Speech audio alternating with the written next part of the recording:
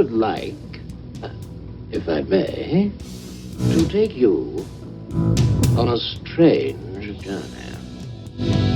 Hello, everyone, and welcome to another edition of Real Estate Realities with the Rebel Broker. My name's Robert Whiteley, and I am the Rebel Broker. Licensed real estate broker in the state of California, member of the National Association of Realtors. But please, don't hold that against me. We're halfway through the week, folks. I hope you all are doing well. I am continuing to combat whatever the disease of the day is. I hope you've all managed to dodge it, whatever it might be. We've got an interesting show. We're going to revisit millennial stuff a little bit. The last time we talked about it, I was left with questions in my head that I wanted to get answers to that would make a big difference in really trying to figure out whether we should be concerned or not moving into 2017. So we'll talk about that. We'll also talk about kind of an inspiring home building story. And also where millennials are most likely to be drawn in 2017 in terms of locations. So make sure to stay in your seats for the whole thing. As always, the best way to get in contact with me is through the website at therebelbroker.com. From there, you can contact me. You can also click the big red button at the top of the screen titled Take the Survey to Support the Show. When it asks you what your email address is, just use the same email address both times it does that. Answer a handful of questions, and not only will you be helping the show, but you'll be putting yourself in the running for a $50 Amazon gift card, which we will be drawing in that first week of February. That'll be our 5th week, so that'll be $250 worth of winnings that have been given to listeners just like you who've gone through and click that magical little red button. Of course, if you'd like to join the Rebel Underground and get access to exclusive content, get access to content early, the best way to do that is to text the word Rebel Broker to the number 44222. That's text the word Rebel Broker to the number 44222. I'm also going to be putting a button up at the website, so you should be able to do it at the Rebel Broker as well. And if you're at the Rebel Broker and a little pop-up comes up that says sign up, that's what it's talking about. That's another way to get added to the Rebel Underground. So giving you a couple of different ways to join in. Within this next week, we're going to be seeing that first bit of exclusive content coming out, and you're not going to want to miss it. And that'll be a video piece of content, so it'll be something beyond the scope of the normal show. Kind of cool, giving you an insight into how I analyze metro areas, cities, regions from a distance to decide how attractive I think it is to invest in certain areas and even narrow it down to certain neighborhoods. And I think that's it. So let's jump right in. If you remember, we talked a couple of shows back, a week back, about the dramatically underreported rate of default in terms of millennials and their debt for student loans. And we've talked about this from a lot of different angles over the course of the last year. Everyone's been talking about the big boost to millennials we're going to see. And I've been sort of trying to suggest that that's going to be less dramatic than a lot of folks have been suggesting. I wasn't specifically thinking that there was more debt. I mean, that obviously played in as yet another point of data that could inform us that we may not see what we're hoping for in terms of a booming 2017 based on millennials. And I started to realize, there's bigger questions to ask about the millennials to determine whether or not those dramatic levels of debt are going to play a huge part in the number of millennials that are out there buying. Now, if you'll remember from past shows, we've talked about how from something like 2004 to 2016, we saw student debt increase 84%, 85%, right in that ballpark. So the amount of money that's out there is crazy. I mean, the amount of money that students are taking on is gigantic. But then I started to wonder, well, what percentage of the millennial population goes to college and gets debt? Well, I found one article that was kind of interesting on this subject. The title of it, I think it's actually the name of the site, The Millennial Legacy. And according to this, they're describing millennials as well-educated. Let me give you a quote from that site. And of course, I'll include a link to this in the show notes for today's show. I don't see a link to where they got this data from, and I'm usually a guy who prefers to see things that way. But we'll take their data at face value and hope that it's correct. Millennials are on track to become the most educated generation in American history. So many things we could discuss just on that one sentence. Although we are still behind Generation X in the number of college graduates, and this is where the juicy numbers come in. According to them, 19% of millennials have a college degree, compared with 35% of Gen Xers. And according to a February, this is relatively old data. According to a February 2010 Pew Research Center survey, 40% of millennials are still in school, and of those who are of college age but not in school, 30% say they plan to go back to at some point to get their degree. Furthermore, 90% of today's high school students say they plan to pursue some sort of education after high school. So taking all of that as I'm willing to bet you could probably say the same thing about folks in every other generation in terms of those who chose not to go and get a degree, saying they're going to, and then a huge percent of those folks end up not. So 40% of millennials are still in school at the time of this article. 19% of millennials have a college degree. So that would lead us to believe that if 100% of those 40% graduated, you'd be seeing a 59%. That's not likely. I don't think that's a seriously reliable number. So where do we go with this? Now, right now, by sheer numbers, the millennials are absolutely the largest number in terms of folks potentially in the marketplace. So what I wanted to do was figure out what weight should we put on this college debt situation as it relates to millennials. Other data that I've found indicates that folks who get a college degree tend to be the folks that are on track to purchase a home. I also tried to figure out exactly how many millennials are graduating from college with debt. And boy, that is the toughest stat to find anywhere. I Googled it 15 different ways and couldn't figure out how many millennial folks who graduated from college graduated with debt. And according to the inferences I'm seeing from different places, it's a pretty substantial number.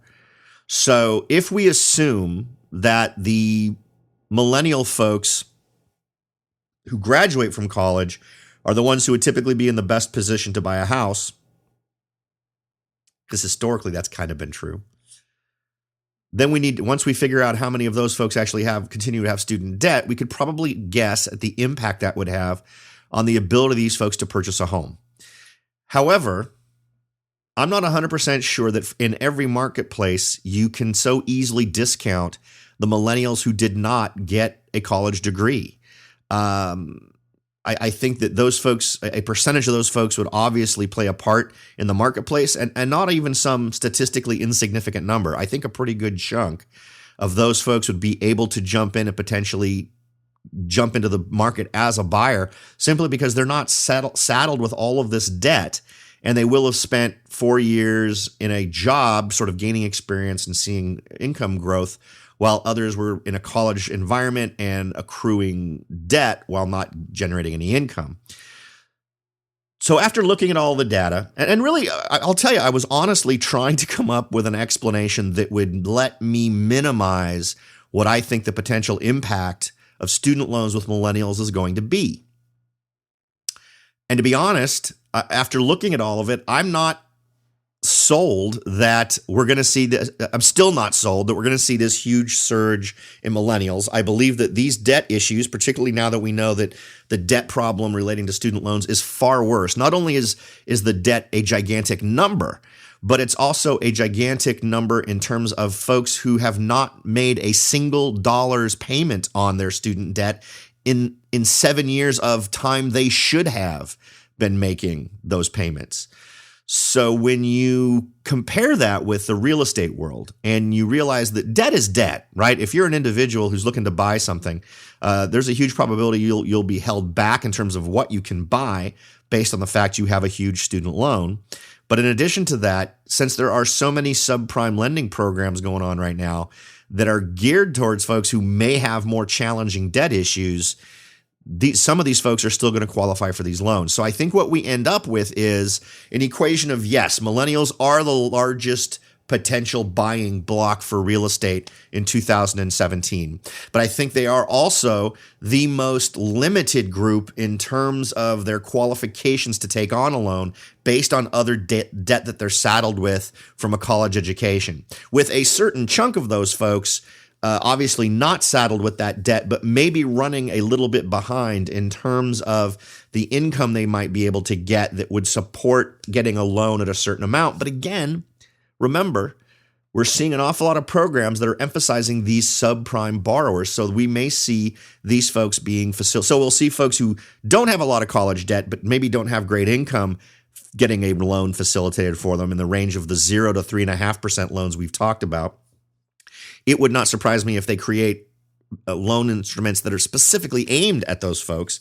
But I also wouldn't be surprised if we start to see, and so many of them already all sort of cater to this, but I wouldn't be surprised if we see loan instruments that are catered specifically towards millennials, graduated with college with huge student debt. And then I've already come across different stories where there are advocates for this idea that student loans shouldn't count against you when you're getting a home loan, which is stupid. It's absolutely, it's the first example of a debt you willingly took on, that you signed papers for, and it's your first opportunity to demonstrate that you can service a loan that was previously agreed upon, and you knew what the amount was going to be, and you knew how much your payments were going to be, and you even got a year after graduation to not make any payments, and then you still didn't. These are a huge chunk, over half of the folks in this position we discovered are 7 years behind without ever having made a single payment. So it's not an encouraging landscape. I think that I think what folks are doing and making the mistake of simply applying the same stats we've used for previous generations and assuming that's what we're going to see with millennials. So if there's X number of millennials and in previous generations we saw X percent jump into marketplaces at certain stages of their lives, I think they're just assuming that's what's going to happen. And I honestly don't think that's going to be the case. Now, having said all of that, it doesn't really matter. Why?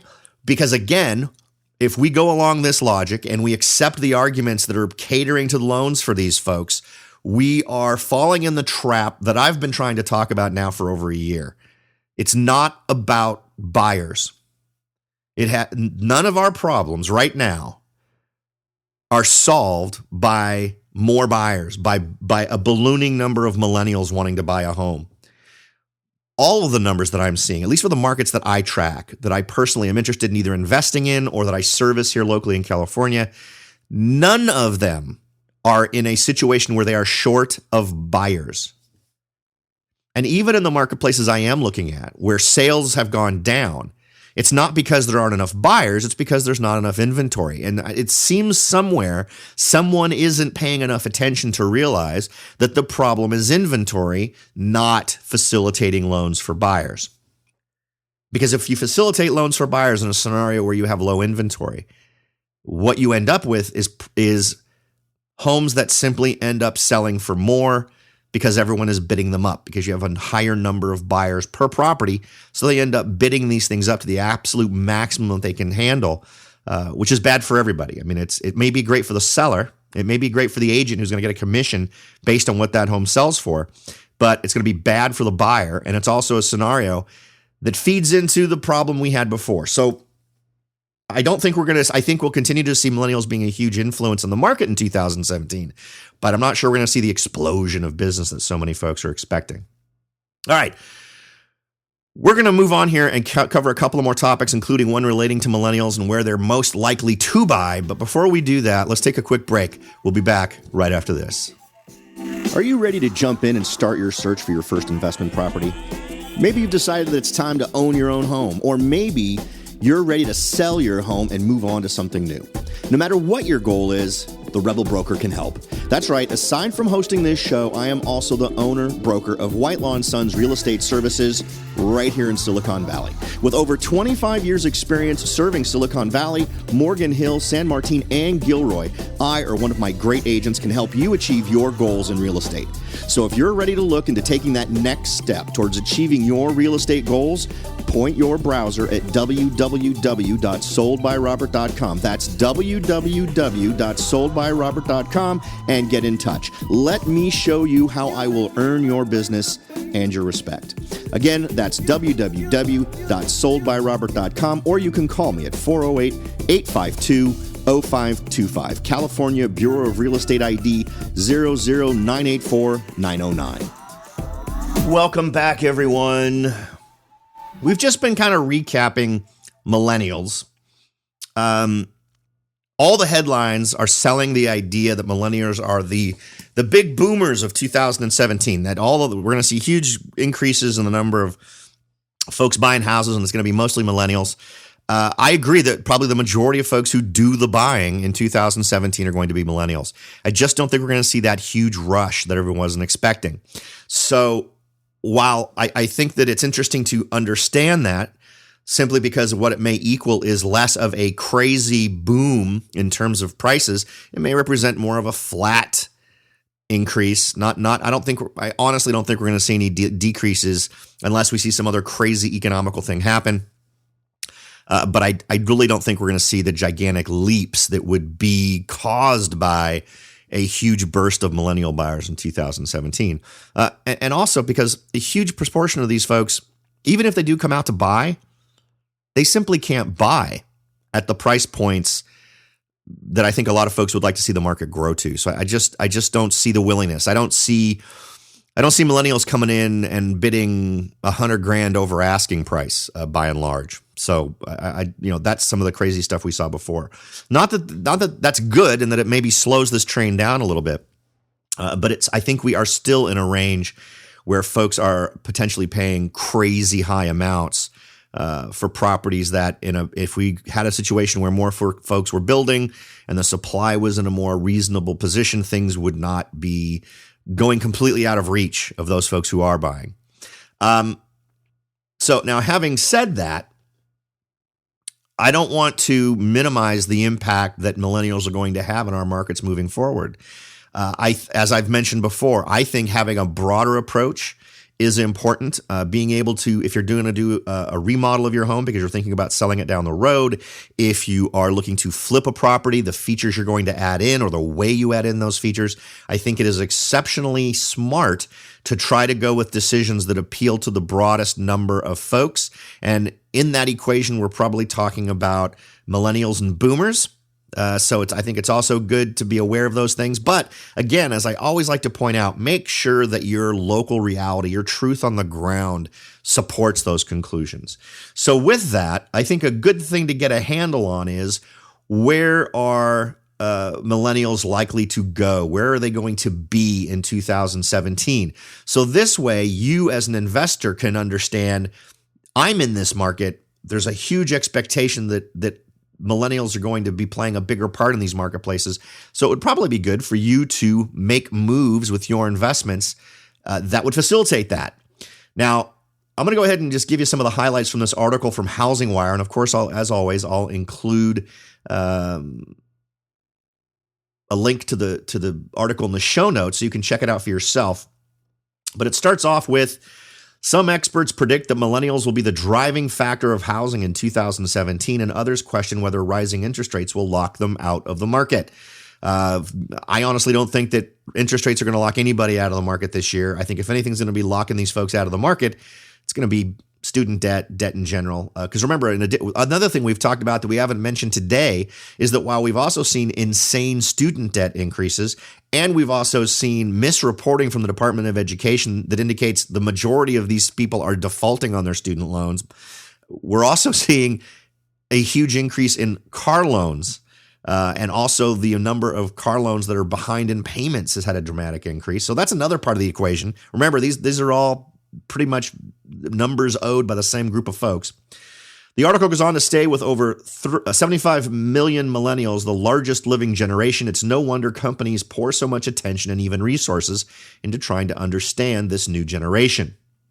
Millennials delayed longer than other generations before settling down and buying a home. They may finally be ready to move into the market. Whatever their reasons for delaying, some cities boast home ownership rates among millennials that are much higher than the national average, according to the second annual study by Smart Asset. And this is the same report we covered last year, which used data from the U.S. Census Bureau's 2015 survey. The study ranked the 200 largest U.S. cities according to the under 35 home ownership rate in 2015, and the change in the under 35 home ownership rate between 2006 and 2015.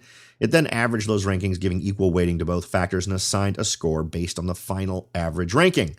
The city with the highest ranking received a score of 100, and the city with the lowest ranking received a score of 0.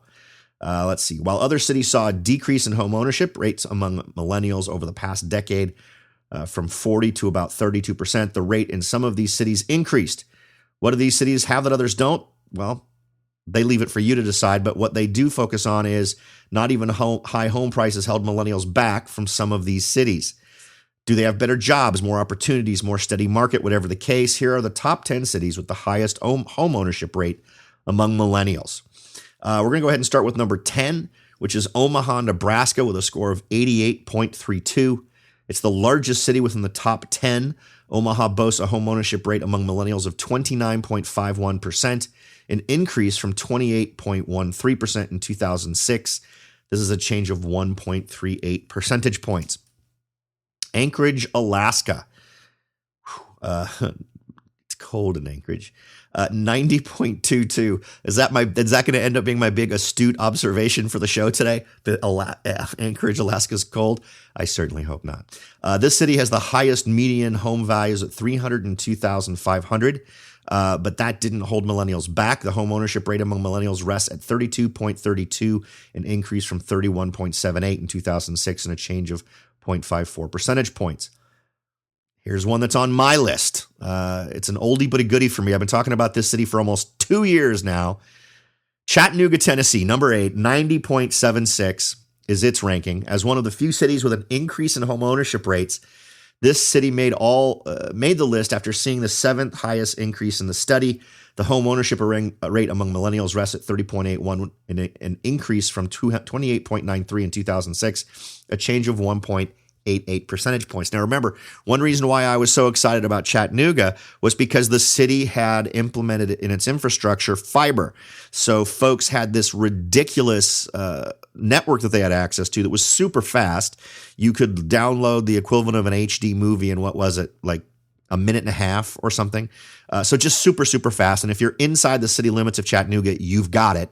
And I did a show where we actually took a pretty detailed look at where the market stood, the smart areas to buy, and areas I'd look if I could get out to Chattanooga. And like many other cities, I'm excited about Chattanooga, but I still haven't managed to get out there yet. I'd love to get out there and get some ground truth on what you can get for your money in Chattanooga.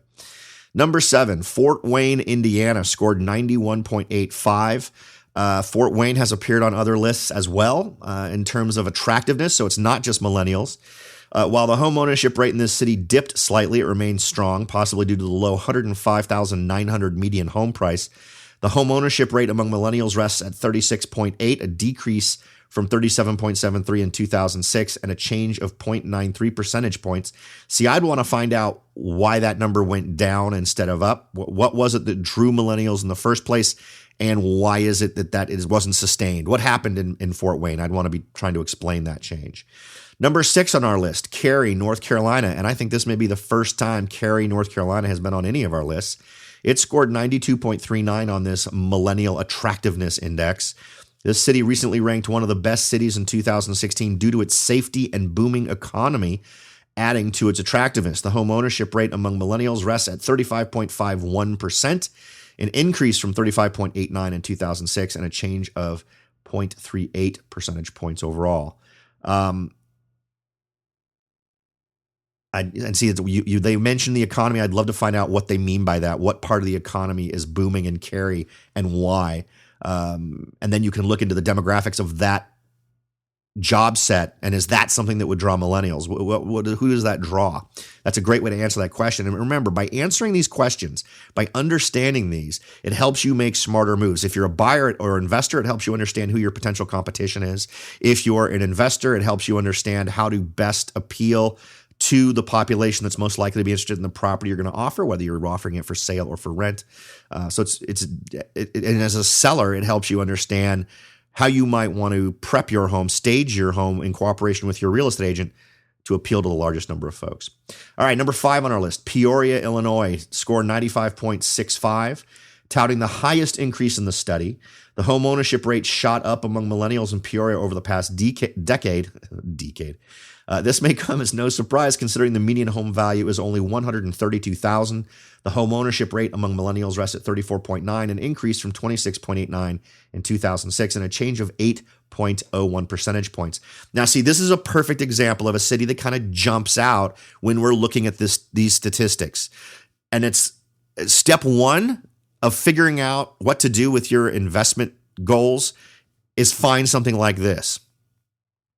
And the video that I'm going to be putting together, the video that's in the works now, that's going to be released first just to folks in the Rebel Underground, that's step one is what we just did. Peoria sounds kind of interesting on this list. So step 2 would be what I'm going to frame out in the video and walk you through the process of how I analyze these things and give you the tools you need to help you fit that strategy into what you're doing. And this would work for anyone, a buyer, an investor, a seller who's looking for how to analyze the competition in their particular marketplace. So it's absolutely skills that I think are important for anyone to have, just because, data is really what helps make better decisions. All right, number 4, Roseville, California. Kind of familiar with Roseville, California. I used to live up in that area. They had a score of 98.1. This city is located just 20 miles from Sacramento and proved to be an attractive place for many millennials. The home ownership rate among millennials rests at 41.21, an increase from 36.99 in 2006 and a change of 4.22 percentage points.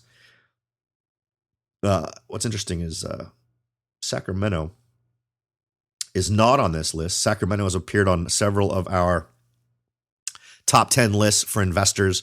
It was in our top 10 list for growth. I believe it was number 9 or number 10. But for me, it was a sexy option simply because it was so close. Roseville is just a little bit north of Sacramento. So some of the benefits that Sacramento might be enjoying might also spill over to Roseville. We'd have to see. But I would still continue to try to look more directly in Sacramento. I think that's potentially a better investment. Number 3 on this list, Bakersfield, California at 98.37. This city is not small. In fact, it's the 9th largest city in California, and yet still boasts a relatively affordable median home price of $237,600. The home ownership rate among millennials rests at 40.29, an increase from 35.17 in 2006 and a change of 5.12 percentage points. So I do not know a whole lot about Bakersfield. I have driven through Bakersfield on my way to other places, and it never occurred to me to be stopping and looking at real estate in Bakersfield. For those of you who are listening and living in Bakersfield and you love Bakersfield, I appreciate your choice. For folks I have met who have moved here from Bakersfield, interesting stories, which lead me to believe Bakersfield is not an awesome place to live. Number 2, man, I say stuff like that and I always get in trouble. Number 2, Elk Grove, California. And Elk Grove is another one we've talked about. 99.73. After its population shot up by 100,000 people since 2000, the median home price went up right along with it to $350,300. Think that's steep, not compared to its neighbor, San Francisco, whose median home price rests at $941,400. And that's actually, I just ran the numbers in San Francisco a couple of weeks ago, and it is over $1 million for the median home price, for the average home price.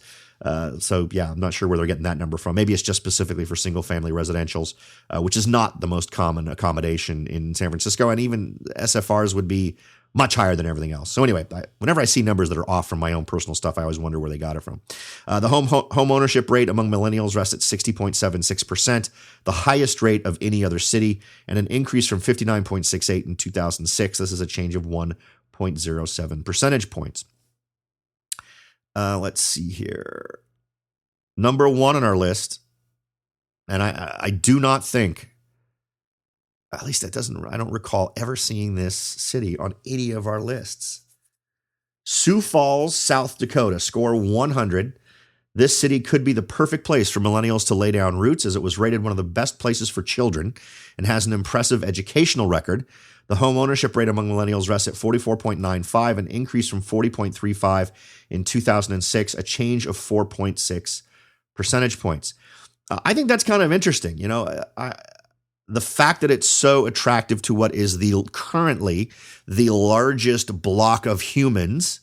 And I'm saying it that way because I don't want to say potential buyers or folks in debt or anything else. They do represent the largest block of people, and I think it's a good idea to potentially turn your gaze towards communities that are likely to be the highest level of interest. Because here's the other thing: no matter what we want to say about whether or not millennials are going to be able to afford to buy a home or not, they're absolutely going to need to rent one.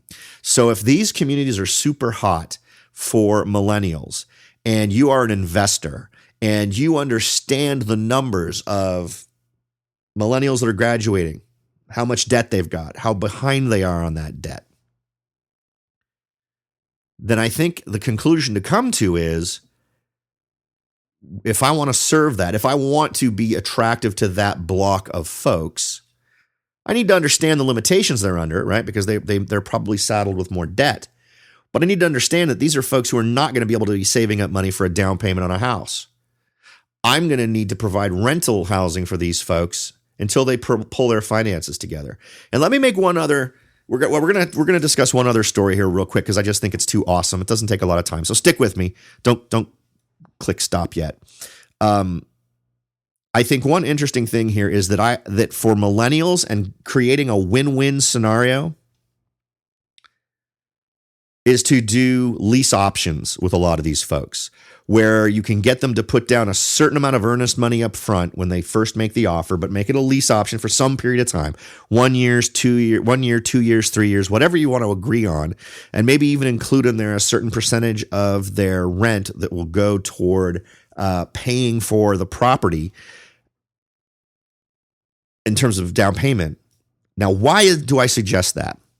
Well, because you know what? As a guy who rents things, I don't particularly like the idea of someone saddled with a huge amount of debt that may challenge their ability to pay my rent. So how would you, as a strategy, increase the probability that A, your property gets well taken care of, and that B, your rent always gets paid? Well, if you have them in a lease option and they fail to make their rent payments, and you can spell all of this out in the lease option agreement, then their option can expire, right? You can say, okay, this deal is now null and void, and they've now surrendered their deposit, and any of the rent that they've paid that's been put towards the purchase of the home is now yours to keep, right? So that could represent a great opportunity for you. And I really don't see it as a downside, particularly if you're an investor who isn't the buy it and hold it forever person. Maybe you're thinking, you know what? I want to ride this millennial train for a few years, but I don't want to make it my life's work. This isn't a property I want to keep until I'm old and gray or have it be part of my retirement program. This is something I'd want to sell in 3 to 5 years anyway. That's my strategy. That's what I feel comfortable with. Why not link that with a lease option? Because here's the worst case scenario. The worst case scenario is at the end of that option, they exercise it and they buy it from you from an amount you agreed on. Now, markets may have gone up in that time frame, so you may not be getting as much for that property as you would if you had not entered into that agreement, but you're still at least making a profit that you calculated made sense for you at the end of that option, when that option could be exercised. And just make sure to always do that, right? If you're someone who's saying, you know what, come the end of this, not only do I need to be making money on my rent, but I need to make X% off of my investment after this amount of time, calculate all that stuff in and simply have that be the purchase price. The other side of this equation is that if the market goes down or stays relatively flat, you're in a great position. If they decide not to exercise the option, you're in a great position. You've gotten someone who's probably taken better care of the home. And in addition to that, you get to keep all of the monies that you've already been given, because that was the name of the game. That was the deal. If they don't exercise the option, that's what they lose when it comes time to exercise, and they don't. So just keep that in mind. I think that's an option. That's something I'd absolutely put in my back pocket if I was serving the rental market in this particular way. Now let's go ahead and hit the final story of the day. This one is really caught my eye. And as I've mentioned, I kind of have a Google generic real estate search that goes on out there. But I wanted to share this one. There'll be a link to this story in the show notes. How a single mother with no training built a house from scratch using YouTube videos. And I think this is absolutely freaking awesome. This was not some weird outback deal. Someone didn't go into the hinterlands of Tennessee or out in the middle of the desert of Arizona and build a house while nobody was looking. They talk a lot about her kids here. Her 15-year-old son helped her draw the house plans on paper as they sat at the kitchen table together. He was also in charge of the nail gun at the construction site. Her daughters rotated between completing tasks at the job site and looking after their younger brother, a toddler who was likely the only one thrilled to be digging in the dirt all day. She went home every night and searched Google and YouTube for instruction on how to complete the task she had planned for the next day. For instance, how to frame a window. Back in 2008, she didn't have an iPhone with easy internet access. She had a flip phone with no camera. So after watching instructional videos on her home computer in the evening, she went to the job site the next morning and had to build what she had watched by memory. She's quoted as saying it was a lot of asking questions, being humble, and being willing to look like an idiot, according to Brookins, which is her name. But when you're that low, how much further can you really fall? Being that low really makes you more fearless. What else have you got to lose? The project wasn't easy, especially with a family full of broken people. So she had a lot of home challenges. But they also mentioned here that this home had to jump through all the hoops. She was inside city limits. That meant that city inspectors had to come out and make sure everything was up to code. Aside from electricity and plumbing, which she hired licensed workers to help with, the house the family still lives in 8 years later was built by them alone. She's written a book called Rise, How a House Built a Family. It comes out yesterday, January 24th. She hopes it helps inspire those who may be in similar situations. A lot of personal touching stuff here, but what I love the most about this is here's a person who just decided to do it. Didn't assume she had to have special training. It was kind of a miraculous story, and I hope you can draw a little inspiration from it. Of course, I will include a link to the story, and I think I'll probably also include a link to the book so that you can check it out if you are so motivated. All right, folks, as always, I absolutely hope that the time you spend here with the show is repaid threefold in terms of cool stuff you now have rattling around in your brain that you didn't have when you started. Hopefully, I'm helping you make better decisions, more informed decisions, and maybe even introducing you to some things that you had never thought of before. Thanks again for listening. I'll talk to y'all next time.